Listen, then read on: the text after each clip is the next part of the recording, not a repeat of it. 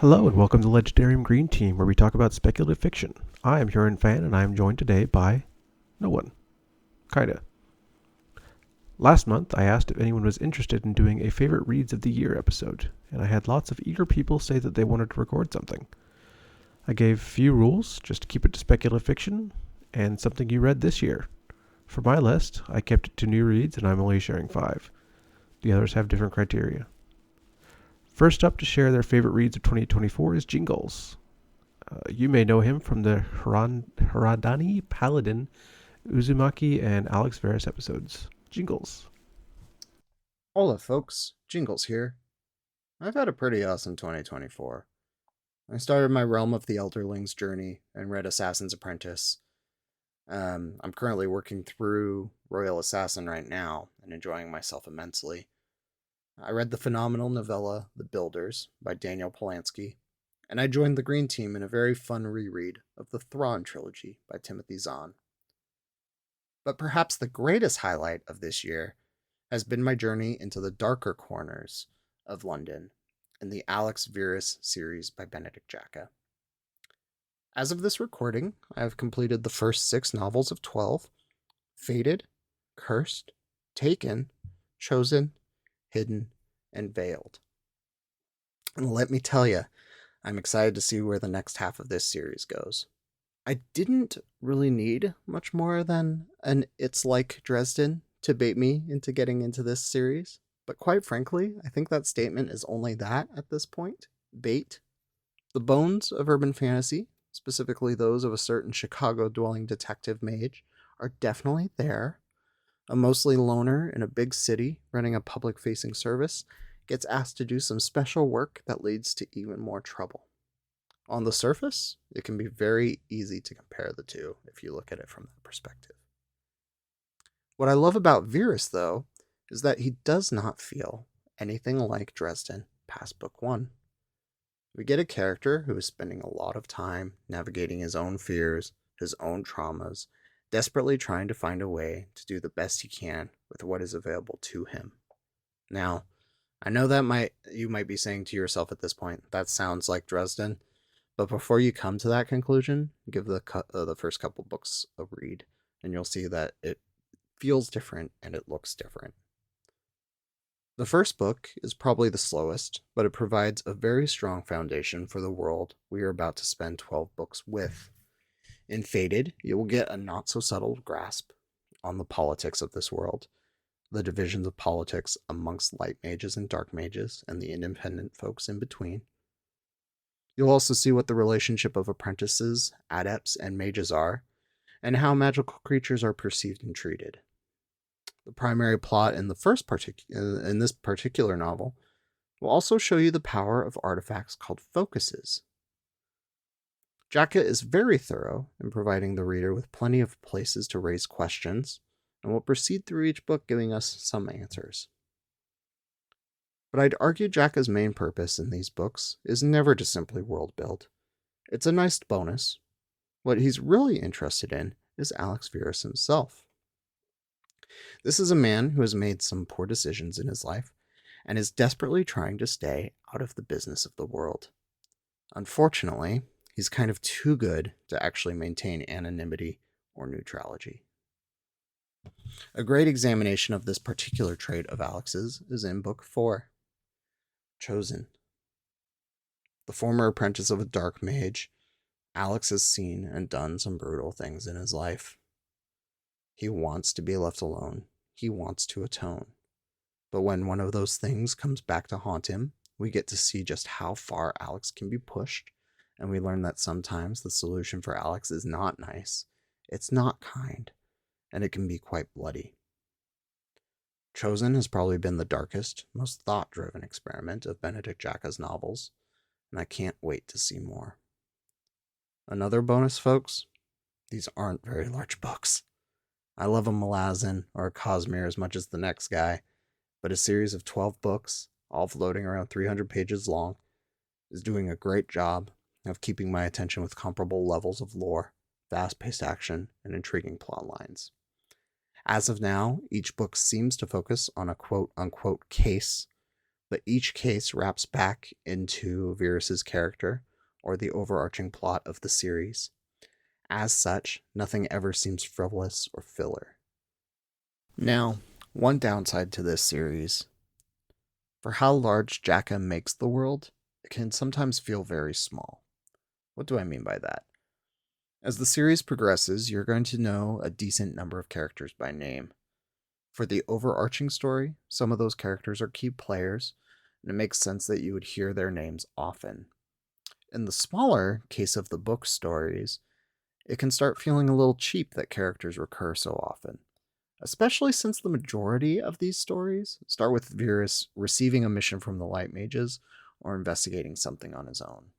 At times, I would like to see maybe a little bit of expansion beyond what we know for those stories. And maybe that's a personal thing. Maybe you'll find it less problematic. Maybe in 6 more books, I'll be disappointed, but right now the trajectory of this series is pretty dang good. If you haven't yet, I recommend giving Alex Virus by Benedict Jacka a look. And happy holidays and adios. Thank you for that, Jingles. I too read Alex Verse this year and am now on book 5. Keep the episodes coming. Next we have Starcast. Starcast mostly stays behind the scenes as our calendar keeper and manager, but you might have heard him on an episode with me this year, recommending mini short stories. We had very different stories in our lists, but I learned a lot of stories that I'd never heard about from him. Starcast. Hi, Starcast here. A quick explanation about my list before we jump into the thick of it. The books on my best of list get chosen in a specific way. For once, I must have at least enjoyed reading them, obviously. And the second and more important thing for me personally is that it's gonna expand you, the listeners, reading horizon. Some of those books listed here are only, in quotation marks, rated 3.75 stars for me. But because I think they are still doing something interesting, they are still on my best of list of 2024. So, with that warning out of the way, let's begin. My first book is Metal from Heaven by August Clark. And I had a really hard time to describe this book. The best way I can explain it is that it's an adventure novel meeting Gideon the Ninth. We follow Marnie after she is the sole survivor of a massacre where her whole family is wiped out, and she joins a group of bandits. And the story goes from there. It's queer, it's angry, confusing in the best way possible, and the writing is just superb. Like, think Gene Wolfe.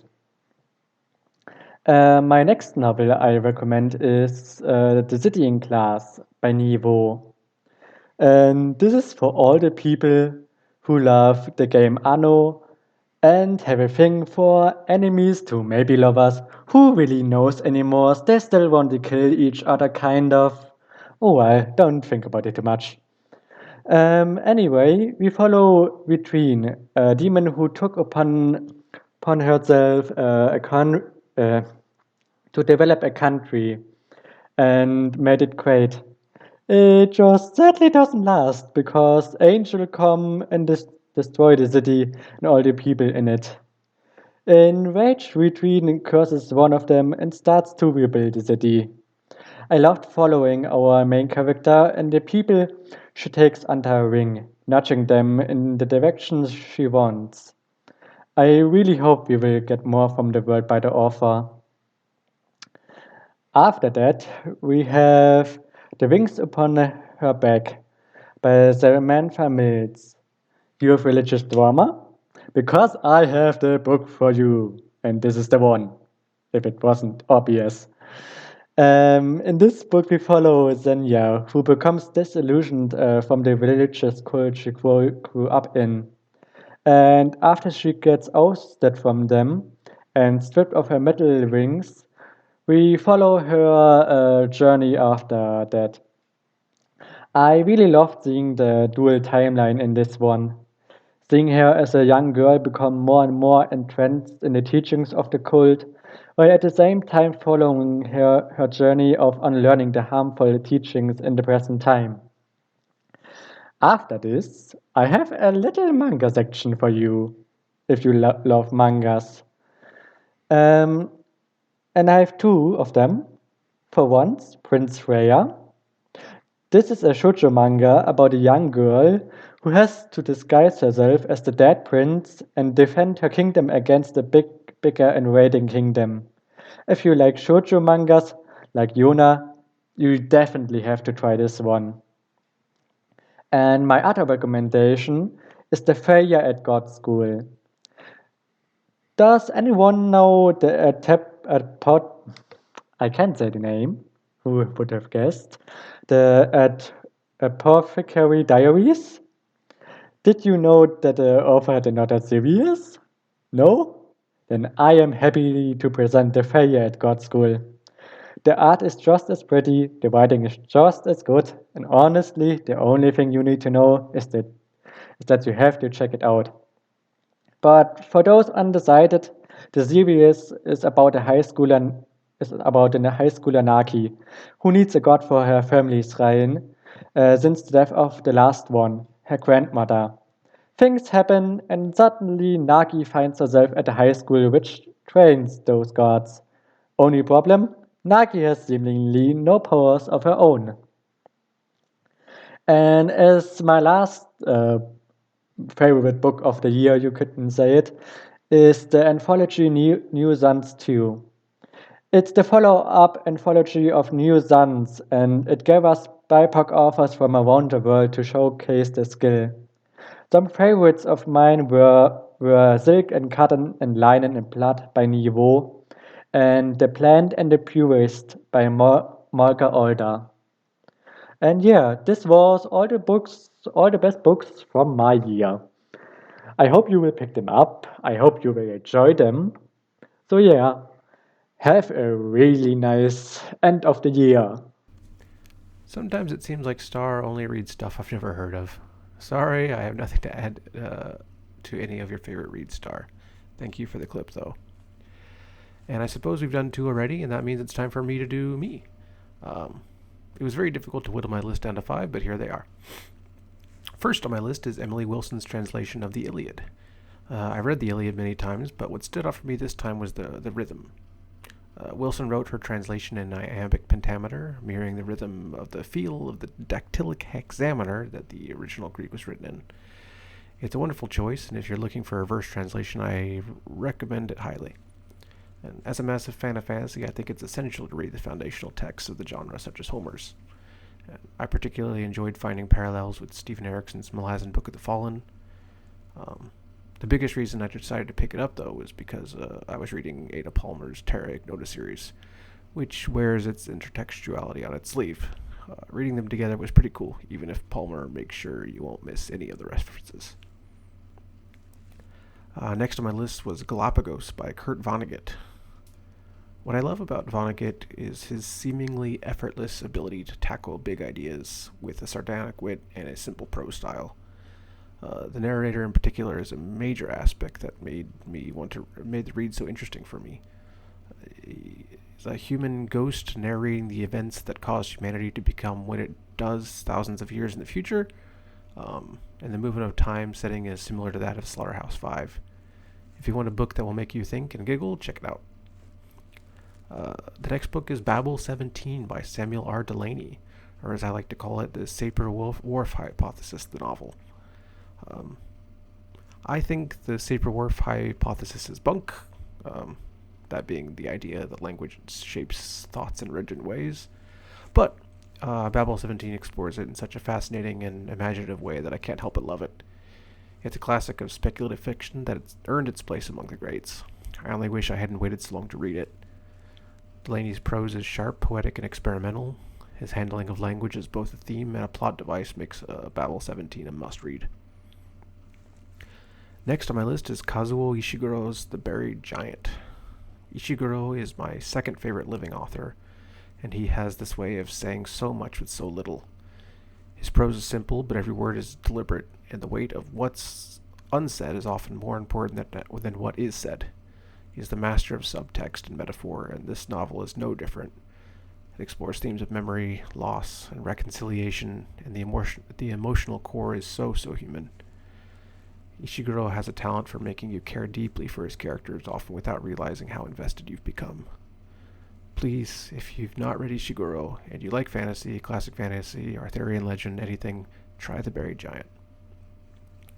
And lastly, I want to share a short story, Six Deaths of the Saint by Alex E. Harrow. It's short, only 31 pages according to Goodreads. It's cheap, it packs a punch.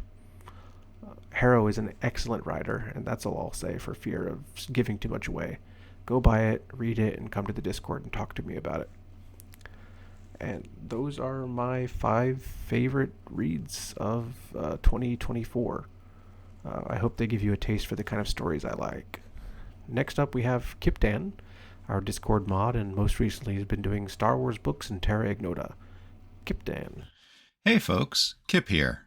For me, 2024 was the year of Terra Ignota, which I read at least 5 times and lost track thereabouts. It was also the year I finished the Book of the New Sun.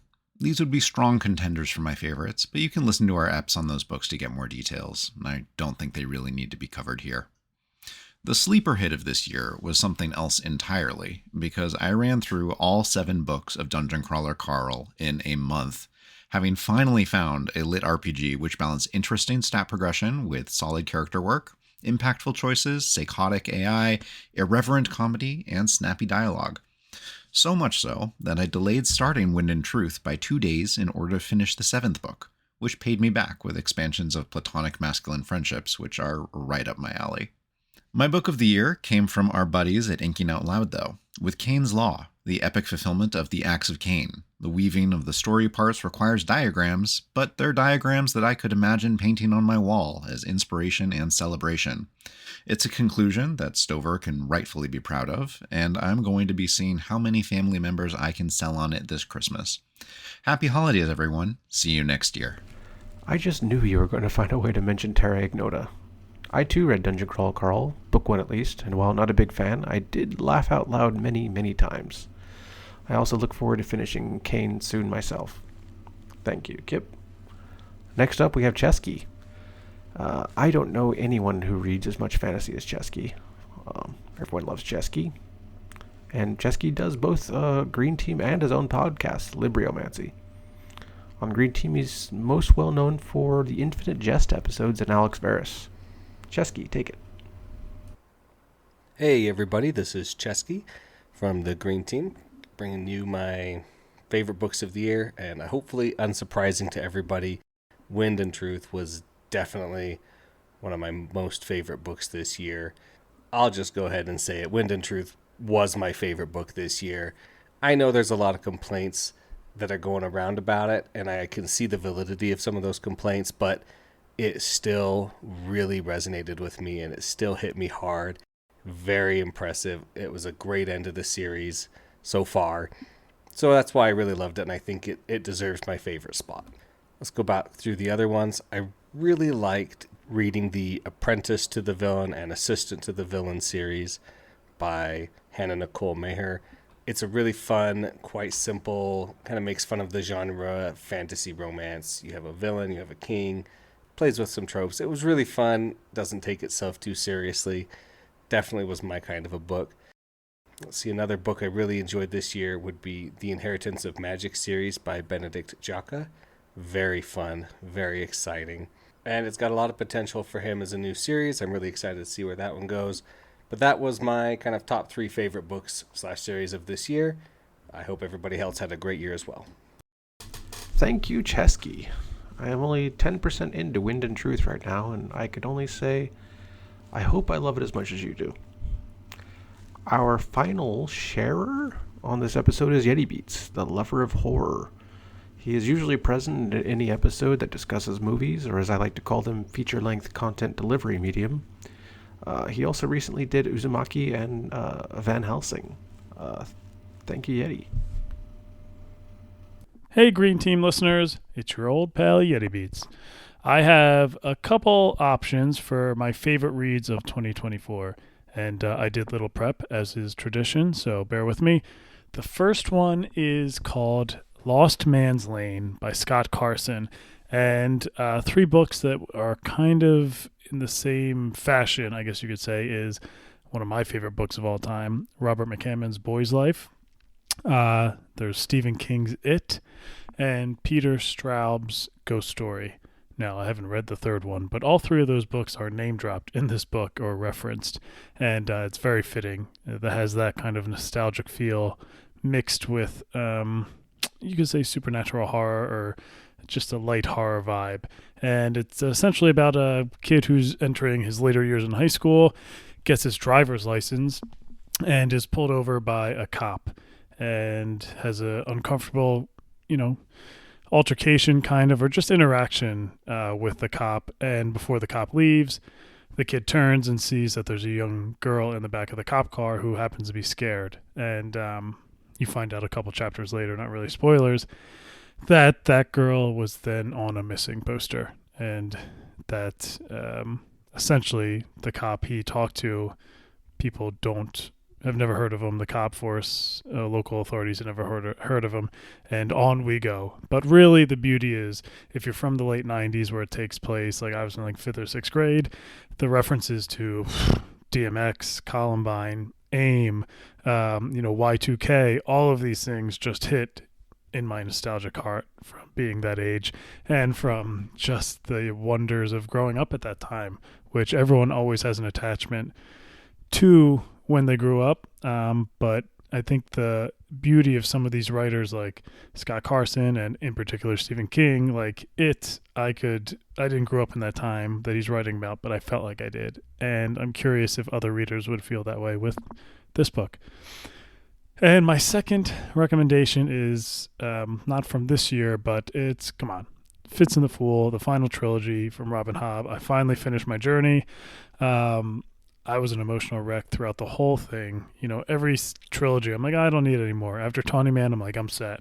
Even after Farseer, I was like, yeah, that's a good story. Then Tawny Man, I'm set.